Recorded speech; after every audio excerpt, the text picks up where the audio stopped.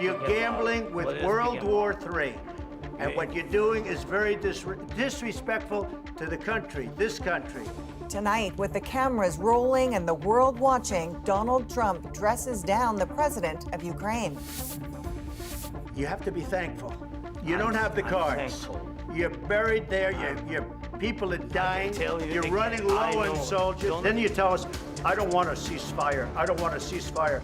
Volodymyr Zelenskyy came to sign a resources deal. But after the invited guest spoke his mind, that's off the table for now.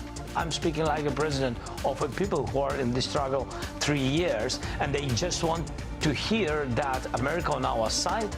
The reaction from Ukraine's ambassador on full display, while U.S. lawmakers praise their president. Somebody asked me, am I embarrassed about Trump? I have never been more proud of the president. We're covering all the angles of this extraordinary instance of White House diplomacy.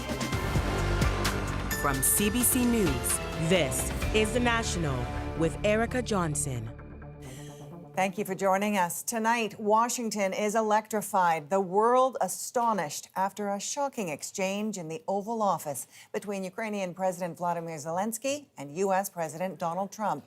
Zelenskyy was in Washington to pen a deal offering the U.S. a stake in Ukraine's natural resources in exchange for brokering a lasting peace with Russia. But before the assembled press, Zelenskyy challenged the U.S. vice president to explain how diplomacy with Russia's Vladimir Putin would succeed. And that's when things went off the rails. We'll get to full coverage, but we think the best way to start is for you to watch the extraordinary confrontation, which we have edited down for time.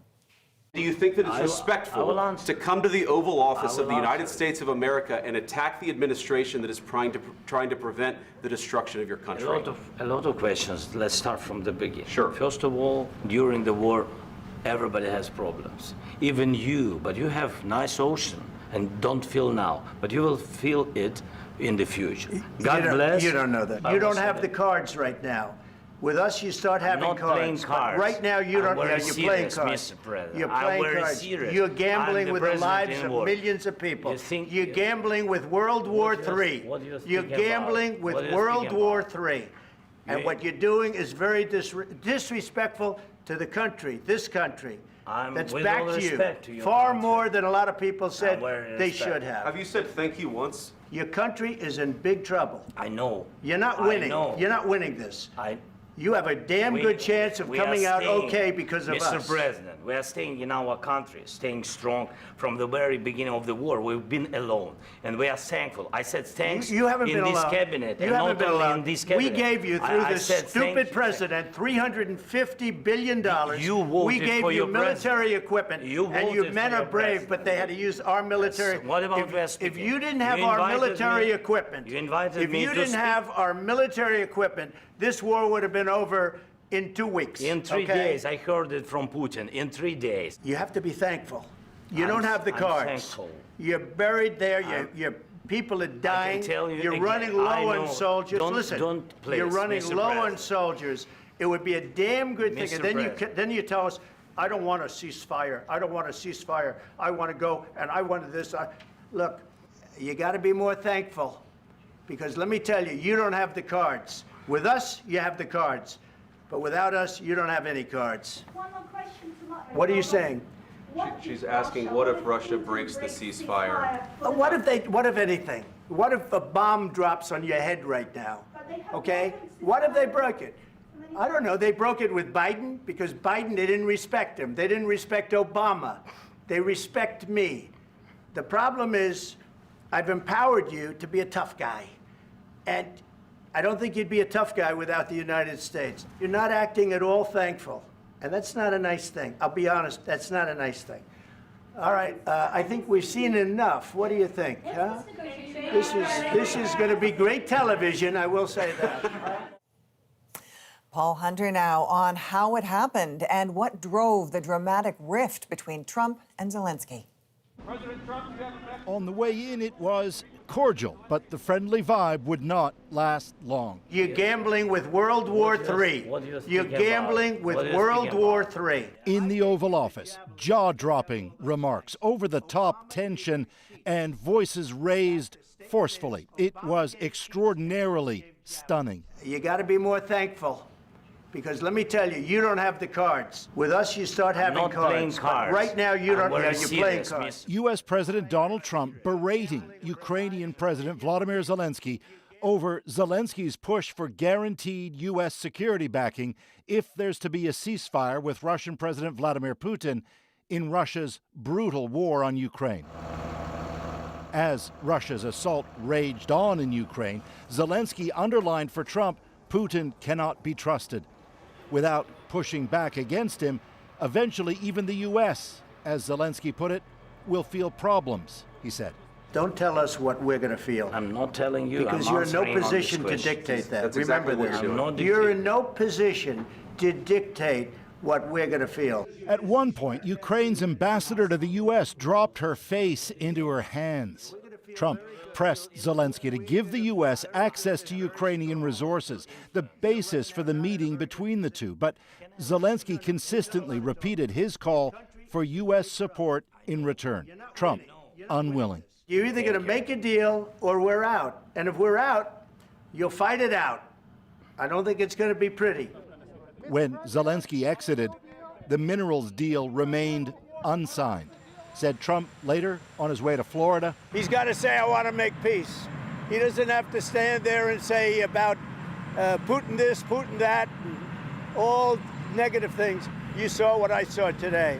That was not a man that wanted to make peace. We want just and lasting peace. It's true. Zelenskyy himself later underlining without such guarantees there can be no ceasefire. Nobody will stop because everybody afraid that Putin will come back tomorrow.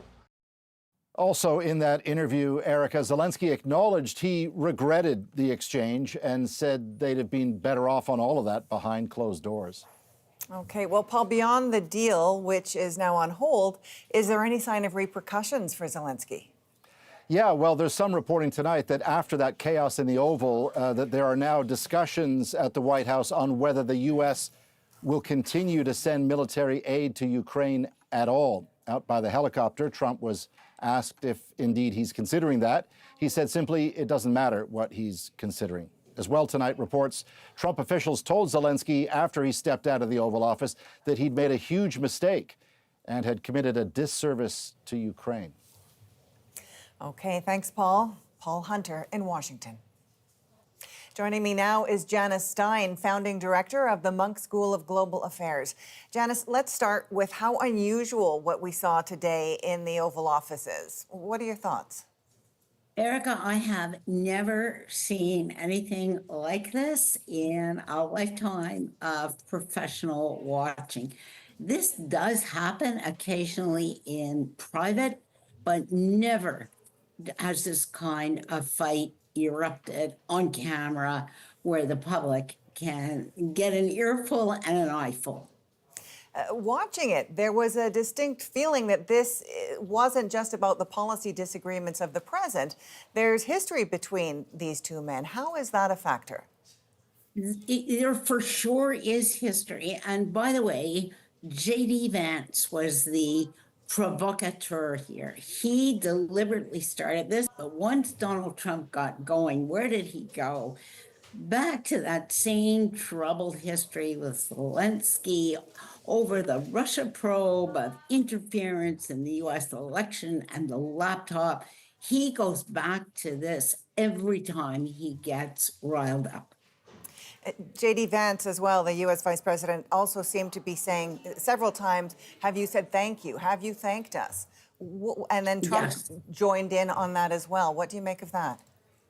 There is a motif that has been around for quite a while, that Zelenskyy has not openly expressed gratitude to the United States for all the help. But really, this was unplanned. It was not deliberately orchestrated. Trump got going when Zelenskyy challenged him. And once Trump gets going, the better strategy, frankly, is not to continue, not to go up the ladder with him, but to wait out the storm. It's hard to do, I must say. It is extraordinarily difficult to do. How did you feel about how he handled that? He seemed to be biting his tongue in some places, President Zelenskyy. He veered back and forth. There were clearly times when he knew he was being baited and he should not be. But at other times, he was just so irritated by, frankly, the untruths that were being spoken, $350 billion worth of aid, that he rose to the bait, he challenged, he interrupted.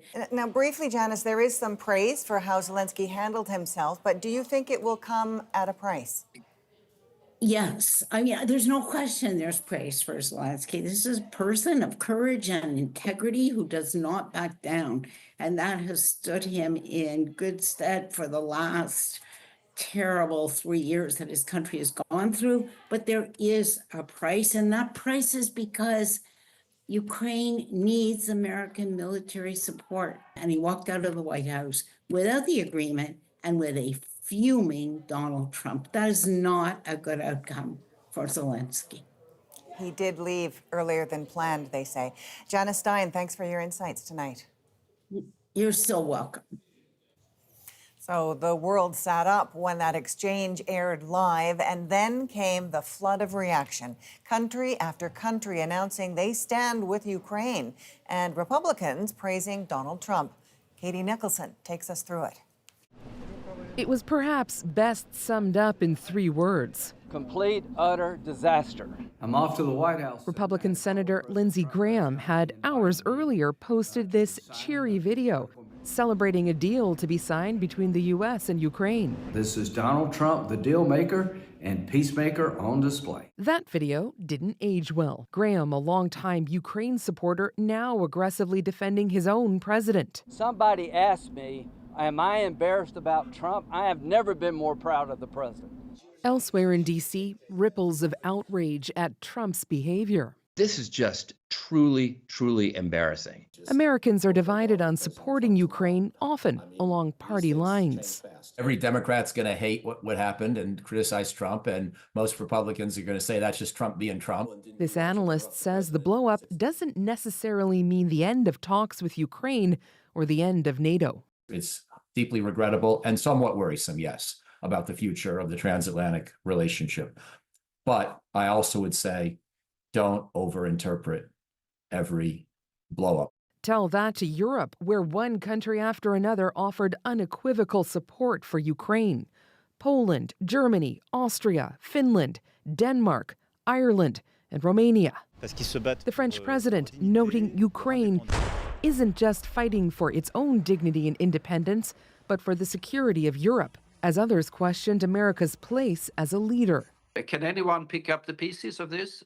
I don't know. Can the United States return as a serious diplomatic power? That looks debatable at the moment. For her part, Canada's Foreign Affairs Minister laid out the stakes of why support for Ukraine is integral. We know that President Putin has no red lines. And if he has no red lines, it means that then NATO territory is at threat. The heated exchange in the Oval Office, a destabilizing moment for Ukraine, but one that apparently cemented support from its allies outside the U.S. Katie Nicholson, CBC News, Toronto. Later in the hour, we'll break down today's explosive White House drama, what it means for the ongoing war, and how the international friction is being viewed in both Kyiv and Moscow. That White House exchange might be instructive viewing for Canadian officials as this country is embroiled in its own drama with Donald Trump. His threatened 25% tariff could kick in on Tuesday. Evan Dyer takes a look now at how this country and Mexico are working to stave that off. With that tariff threat looming, Canada is pulling out all the stops to show the Trump administration it's serious about fentanyl. New blitzes, new operations, new measures, Black Hawk helicopters, infrared technologies, camera, more personnel on the border. The Canadians are telling that story to anyone who will listen, including meeting with U.S. Homeland Security Chief Kristi Noem and Border Czar Tom Homan. And this week was very much about sharing the findings, sharing the results, sharing the progress that we've been making. We had our fentanyl czar, we had the Minister of Public Safety, Minister of Immigration, we had folks from the RCMP. our intelligence agencies. The Mexican government is also blitzing Washington and also claiming successes in the war on drug cartels. In recent days, Mexican authorities have made some big captures. And on Thursday, Mexico made an unprecedented mass extradition. 29 drug traffickers were sent to the U.S., where some have already appeared in court. Among them, Rafael Caro Quintero, a man U.S. authorities have been wanting to get their hands on for 40 years, ever since he allegedly abducted and murdered an American DEA agent. But Mexican authorities know that whatever they do, tariffs may still be coming. The Canadians know that too. Today, we can only control what we can control. Vastly more fentanyl enters the United States from Mexico than from Canada. And there's also more fentanyl crossing from the U.S. into Canada than from Canada into the United States. But Trump has insisted on lumping the two countries together. Both are now trying to show progress on that front. Next Tuesday, when the threatened 25% tariff is due to hit, both will find out if it made any difference. Evan Dyer, CBC News, Ottawa. Investigators shared new details tonight about the deaths of actor Gene Hackman and his wife, Betsy Arakawa. An initial interrogation was conducted of Mr. Hackman's pacemaker. This revealed that his last event was recorded on February 17th, 2025. We now know Hackman's pacemaker shut down 9 days before his body was found in his Santa Fe home. Police confirmed the pair tested negative for carbon monoxide poisoning. Final toxicology and autopsy results could take months. The Vatican says Pope Francis has suffered a setback, a, quote, isolated breathing crisis as he remains in hospital battling double pneumonia. The 88-year-old pontiff has been there for 2 weeks now. The Vatican says he had a bronchial spasm today and breathed in vomit, requiring what it's called non-invasive mechanical ventilation. Francis had reportedly been showing slight improvements over the last couple of days. Egg prices in the U.S. are skyrocketing as outbreaks of avian flu have decimated chicken farms. We crack 22 to 2,500 eggs a week. Yes, yep. How Americans are getting squeezed at the breakfast table. Next. Plus, gearing up for the Oscars in uncertain times. I think that in dark times, we have to be the light. A preview from the red carpet coming up.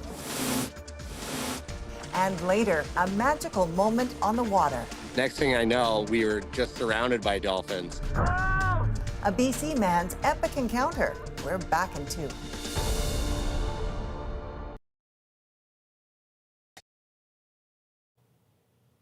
Egg prices are soaring south of the border with no signs of slowing down.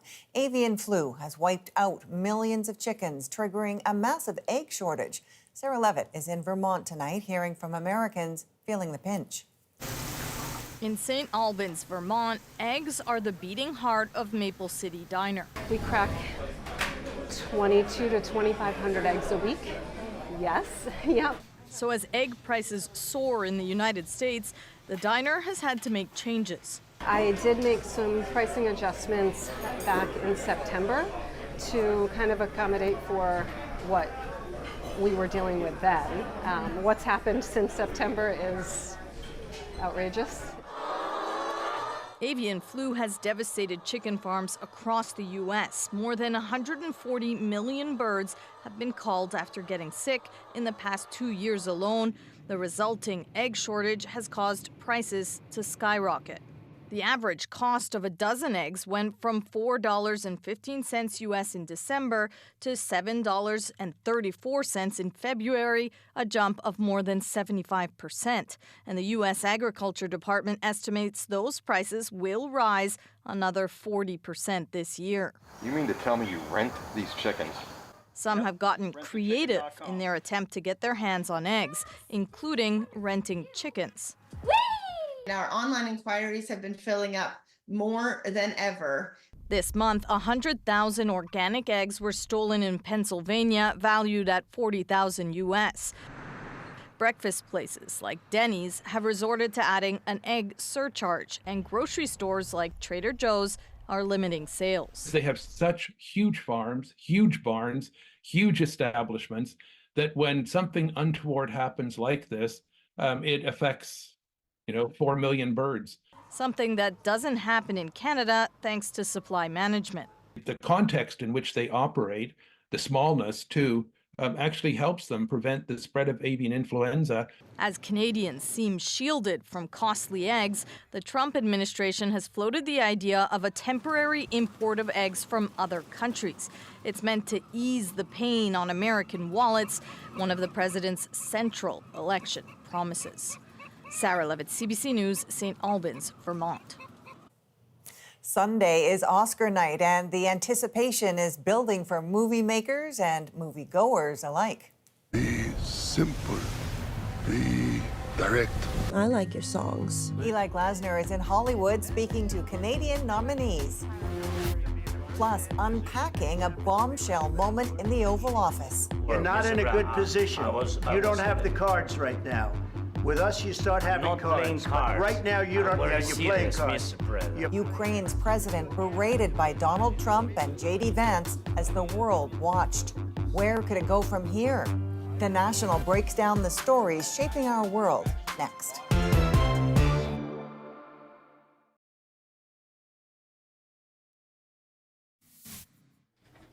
After more than 20 years in operation, Skype will make its final call in May. The internet calling service is being shut down by its owner, Microsoft. At its peak, Skype had millions of users worldwide, but recently it struggled to keep up with competitors like Zoom and WhatsApp. The company says all Skype chats and contacts will be migrated to its Teams service. Hollywood's biggest night is this Sunday, the 97th Academy Awards. Eli Glasner is there talking to Canadian nominees about their work and why they think movies are so important in uncertain times. What do you think? It's unusual, even for you. The variety in this year's Best Picture Oscar category is breathtaking. Behind many of the biggest films, an army of Canadian nominees. Crafting the sound, the costumes, and making these places feel real. Is this all Budapest? All Budapest. Set in Philadelphia of the 1950s, The Brutalist was filmed in Hungary, which meant set decorator Patricia Kucha had to send the right furniture from a shipping crate in Toronto. And I personally did fill it with my friends and some of my family. Scouring Kijiji and Facebook, driving out to southern Ontario. Sometimes a couple of hours out of the city at night, down dark roads. Who wrote this? He did. These engineers ensured the Bob Dylan biopic had the perfect sound. If you go with snowflake storm. We had a mix of loving crowds and confused crowds, and then, what's going on. The crowds had to become a character in the film. At a time of tension over possible global tariffs, the Oscars are a reminder of how much filmmaking depends on international collaboration. Stellan and Jessica, they speak Swedish. There's Gerd and his team who speak German. There's Arabic when we're in Jordan and Abu Dhabi. In Hollywood, there's a sense of defiance, says this Oscar expert. If you survived COVID, you survived the Hollywood strikes, and your house burned down, and you're still standing, man, you're a survivor. And we want to make sure that we can allow a business and a world that celebrates art like the Oscars. This Canadian producer of Dune Part 2 remains optimistic. I think that in dark times, we have to be the light. And I think that cinema is a world that, as I said, makes the impossible possible. And there's very much a feeling here that the film business will find a way, no matter what obstacles arise, even if that means moving productions to other countries. So, Eli, what are show producers saying about how the Oscars will address the current political climate? So Conan O'Brien is this year's host, and he was asked about that. He says they can't ignore the moment that they're in, that they're going to try and thread the needle to address the situation, but not lose sight of what they're here to celebrate. Erica? All right, everyone will be watching for those moments, of course. Thanks, Eli. Time now to dig deeper into the stories shaping our world. That explosive public blow-up in the Oval Office. Position, and he happens to be right about it. A remarkable scene in the White House West Wing. You're not in a good position. You don't have the cards right now. With us, you start having cards. But right now, you don't have your playing cards. A meeting between world leaders erupts into a shocking shouting match. You're gambling with World War III. You're gambling with World War III. Today's not-so-diplomatic eruption has been brewing for months, even years. Ellen Morrow shows us how we got here. You're gambling with the lives of millions of people. You're gambling with World War III. U.S. President Donald Trump scolding Ukrainian leader Volodymyr Zelenskyy. You're not winning. You're not winning this. The tension exploding in this shocking encounter has been brewing for months. Here's a look back at the worsening relationship. Donald Trump's re-election campaign was filled with insulting jibes at Zelenskyy. Zelenskyy is maybe the greatest salesman of any politician that's ever lived. Every time he comes to our country, he walks away with $60 billion. Trump repeatedly complaining about the amount of U.S. military aid being sent to Ukraine. At the same time, insisting Russia, without any evidence, wanted peace, even as its devastating invasion of Ukraine raged on. And I'm sure President Putin wants it to stop. Trump claimed he could end the war in a day. Zelenskyy cast doubt on that in a fall interview. My feeling is that Trump doesn't really know how to stop the war, Zelenskyy said, even if he might think he knows how. That prompted this angry response from Trump. He's making little nasty aspersions toward your favorite president, me. After Trump won back the White House, the strained relationship spiraled even further. Zelenskyy, worried about Trump withdrawing U.S. aid, quickly issued this warning about the war. If they will cut, I think we will lose. The two met briefly in Paris before Trump's inauguration, Trump vowing talks with both Russia and Ukraine once he took office. President Putin wants to meet. He's said that even publicly. After Trump's inauguration, in his rounds of calls with world leaders, he chose to speak with Vladimir Putin before Zelenskyy, ending years of U.S. isolationism of the Russian president. Then, on February 18th, top U.S. and Russian diplomats held peace talks without any officials from Ukraine. We were not invited to this meeting, Zelenskyy said. It was a surprise for us. Trump, just after that meeting, stunned allies around the world by falsely accusing Ukraine of starting the war. You should have ended it 3 years. You should have never started it. And the next day, he called Zelenskyy, who was elected in 2019, a dictator. A dictator without elections. Zelenskyy better move fast or he's not going to have a country left. Gotta move fast. Zelenskyy accused Trump of falling for Russian disinformation. President Trump, who we have great respect for, Zelenskyy said, unfortunately lives in this disinformation space. In favor? Days later, the U.S. sided with Russia, voting against a UN resolution condemning its invasion of Ukraine on the war's 3rd anniversary. All of that leading up to this. You have to be thankful. You don't have the cards. Besides failing to sign a critical minerals deal the U.S. wanted to recoup costs, but one that came without any security guarantees for Kyiv. You're in no position to dictate. Trump accused Zelenskyy of not wanting peace, ordering the Ukrainian delegation to leave the White House. Mr. President! A remarkable low point in a relationship set to decide the fate of an entire nation. Let's bring in Roman Waschuk. He's the former Canadian ambassador to Ukraine and the independent business ombudsman of Ukraine. He is in Kyiv. And Marcus Kolga is a senior fellow at the Macdonald-Laurier Institute. He is in Toronto. Ambassador Waschuk, how are Ukrainians reacting to the scene in the Oval Office? I think overall fairly defiantly, admiring the president. Tomorrow morning someone might wonder, would there have been some way of avoiding the confrontation? But I think the initial reaction is he was speaking for nearly all Ukrainians when he said, we can't be pushed around and we deserve some respect here. Okay, how concerned are you that Russia could be emboldened and launch an offensive given all of this? I think it is certainly emboldened politically. Their dreams are all coming true.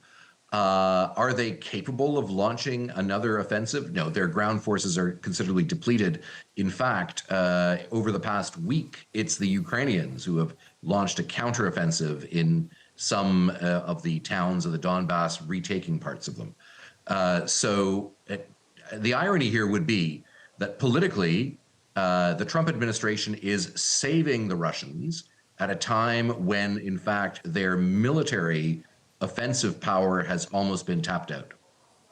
Okay, Marcus, I'd like to bring you in on the conversation. U.S. support for Ukraine has been in question since President Trump took office. What happens now to that support, do you think? Well, look, I think Donald Trump has made very clear his position on Ukraine already since the start of the war back in 2022. Just days after Russia's full-scale invasion, Donald Trump basically said that the move was a stroke of genius and that it was quite savvy for Vladimir Putin to initiate this brutal war against Ukraine. And since then, certainly over the past 4 or 5 weeks, we've seen Donald Trump repeat Kremlin talking points and disinformation about Ukraine, suggesting that it was Ukraine that started the war, that Ukraine's democratically elected president was somehow a dictator. And so the signs have been quite clear that U.S. support would probably be ending at some point soon. And I suspect that is going to be the case. We've seen Donald Trump impose cuts across the board in terms of its foreign policy, and I think this will be the next one to suffer those cuts. And yet, Ambassador Waschuk, Trump has positioned himself as the honest broker between two warring nations. Given what we saw today, can the U.S. still be seen in that light? Your perspective? Not really. I think what's happened today will encourage Trump to pursue his bilateral talks with Russia, which he sees in any case as big boys playing in the big leagues. And he was trying to make a point, and I think especially J.D. Vance, who also is a longtime Ukraine skeptic, trying to make a point with Zelenskyy that you should submit. You come here begging something from us, we're going to make you show that publicly. Zelenskyy wasn't having it. And he's just not in the same situation as, let's say, Sir Keir Starmer, who is able to wave around a letter from the king and flatter Trump. Zelenskyy is dealing literally with a life and death situation, which his American interlocutors refuse to understand. And Ambassador Waschuk, on that note, Zelenskyy is getting some support for how he reacted and handled himself, but could there be a price that he's paying for that beyond this meeting? Well, I think certainly a price in sort of MAGA world in Washington, where people are already saying he should resign after having disrespected his betters in the Oval Office. That's certainly not what people in Ukraine are thinking. And we're seeing a wave of supportive messages coming from European leaders, which I think come Sunday when there's a meeting in London, are going to, I think, turn into both additional money and additional military resources to plug the likely gap in American supplies and intel. I think targeting information intel from the U.S. has been key to Ukraine and its defense, and others haven't got systems that are quite as big, but there are countries like France that have their own independent systems that could be pressed into use. And you talk about Europe already, some countries saying that they will step in to fill any gaps, but how much hesitancy do you think there could be after seeing an exchange like that, and how someone might be treated if you dare to speak out against the U.S. president and their policies? Well, I think they're realizing that if they ever get into trouble, a real security problem, they could be treated like that too.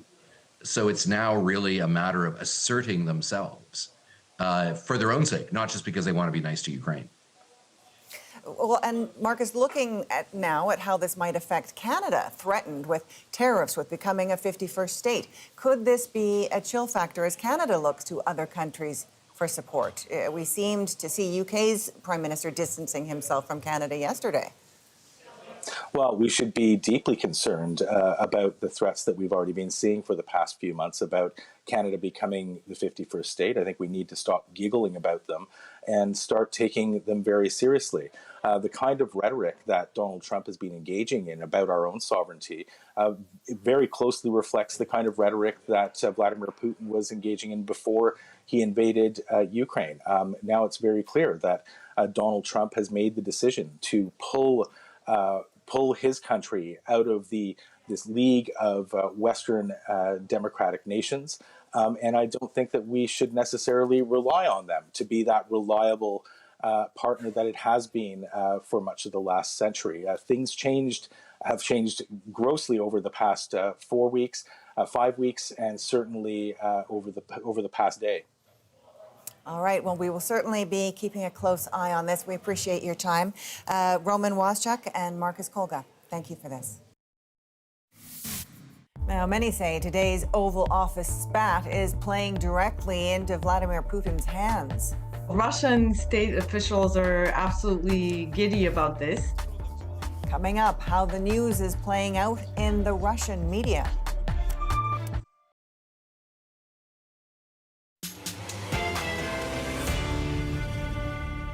High drama in the White House Oval Office. Your country is in big trouble. I know. You're not winning. You're not winning this. So how is Russia reacting to this heated exchange? What they're seeing is the U.S. pivoting towards supporting them. CBC's Lauren Bird shows how Russian media are framing today's meeting. After this stunning exchange in the Oval Office, And what you're doing is very disrespectful to the country, this country. That's back to you. the criticism for President Volodymyr Zelenskyy by Russian state officials came swiftly. Konstantin Kosachev, a Russian politician and former diplomat, said on Telegram, Zelenskyy lost this round with a deafening crash, and he will have to crawl on his knees for the next one. And Yevgeny Primakov, the head of Russia's Agency for International Humanitarian Cooperation, wrote on Telegram, right now, Zelenskyy and his associates are interested in provocations, leading to mass deaths of peaceful civilians, maybe like never before. And this, from Dmitry Medvedev, deputy chair of the Security Council of the Russian Federation, calling President Zelenskyy an insolent pig. Russian state officials are absolutely giddy about this. They expect only good things to come out of today. Unsurprisingly, the tone has been the same from Russian state media. One reporter with state-owned Russia 24 said, apparently the cup of patience of the American leadership is overflowing with this rudeness of the head of the Kyiv regime. You can get a ceasefire right now. And of this moment, when the Ukrainian ambassador to the United States put her hands to her face and shook her head at what was taking place, Russia 24 reporters said she felt what is called Spanish shame for the head of Ukraine. Spanish shame is a Russian expression meaning second-hand embarrassment. And while Russian authorities condemn Zelenskyy, they also recently warmed to Trump and America for his comments saying NATO expansion was a major cause of the war. What they're seeing is the U.S. pivoting towards supporting them and supporting their goals in Ukraine. And that, of course, is extremely dangerous for Ukraine, for Europe. For perspective from Ukraine, I'm joined by Alexandra Merezhko, Ukrainian chair of the Committee on Foreign Policy and Interparliamentary Relations. He joins us from Kyiv. You were watching that meeting. What was your initial reaction as it unfolded? Well, initially, I would say that I can tell you honestly that I feel proud of my president because he managed to stand up for Ukraine. He has become and sounded as a true voice of Ukrainian people. He defended our principle, he defended our country, our interests, and I'm proud of him. And at the same time, we understand that for us, Mr. Trump, President Trump, is a reality. We have to deal with, we have to be constructive, we have to be respectful towards him. And I think that right now situation might look a little bit difficult because of those emotions. But at the same time, I believe that even tomorrow it will look differently. And I'm hopeful. I remain hopeful and I remain optimistic despite all odds. Okay, well, given all of that, what do you think happens now? What are the consequences of this?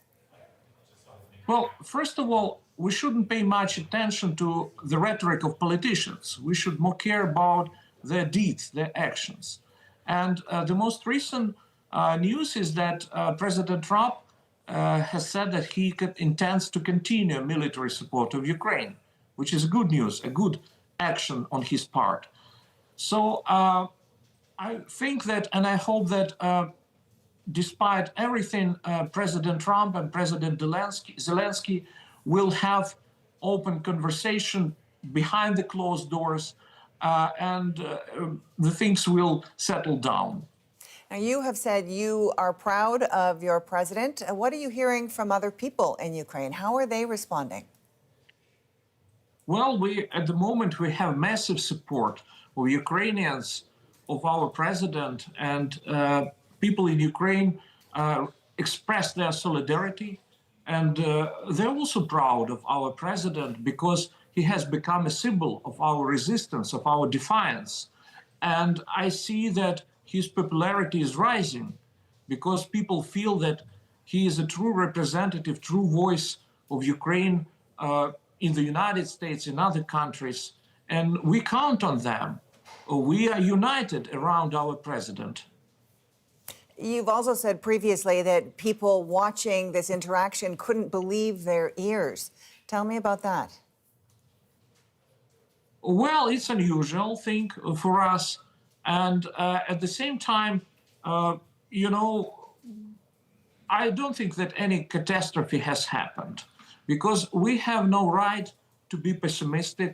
We have to show, to demonstrate our unity, and we also have to continue our work because we understand that our fate depends in great part on the United States, on the US support. And we don't want to lose our friend. We don't want to lose our ally. And that's why we're determined to continue to be constructive, to be patient sometimes if the need be, and to continue to our struggle. Luckily, we have lots of friends in the United States, both among Democrats and among Republicans, and we can count on their support. Certainly an interesting time. Alexandra Morezko, thank you. Thank you. Up next, something a little different, an unexpected visit from a pod of dolphins. Then I thought, wow, there's so many of them. Maybe I should be worried about them hitting me. The unforgettable encounter in our moment.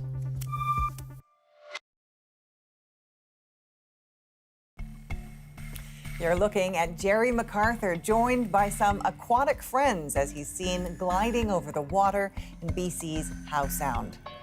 Luckily, the whole thing was captured with a 360-degree camera. And tonight, his interaction with the playful pod makes our moment. It was just absolutely wild. There must have been like 20 dolphins underneath me. There's probably 100 dolphins surrounding us. So my friend Sheldon and I were going to Porto to go film some stuff with the Hydrofoil. As soon as we started getting in the water, we saw kind of some commotion out there. Next thing I know, we were just surrounded by dolphins. And when you're riding on the foil, you're actually riding, 2 to 3 feet up above the water, and they were turning upside down so they could stare directly up at me. The first thing was like, they're so close, I don't want to hit them. And then I thought, wow, there's so many of them. Maybe I should be worried about them hitting me. And then it was just kind of ecstasy, I guess. I've always thought there was a lot more to intelligence of things like dolphins and whales than we really understand. We kind of kept steering away from them and they kept coming back to check us out. They were just there to play. It seemed like I was on cloud 9 for the rest of the day after that, for sure. For sure. Can you imagine the dolphins are on their back so they can make eye contact directly with Jerry? What a scene. And if you're wondering what Jerry was riding, it's apparently called the Hydrofoil. It's a combination jet ski and surfboard that he designs and sells. And he got to ride his Hydroflyer for 20 minutes with all of these dolphins. Quite the experience. From all of us at The National, thank you for being with us tonight. You can watch anywhere, anytime on the free CBC News app and subscribe to The National's YouTube channel.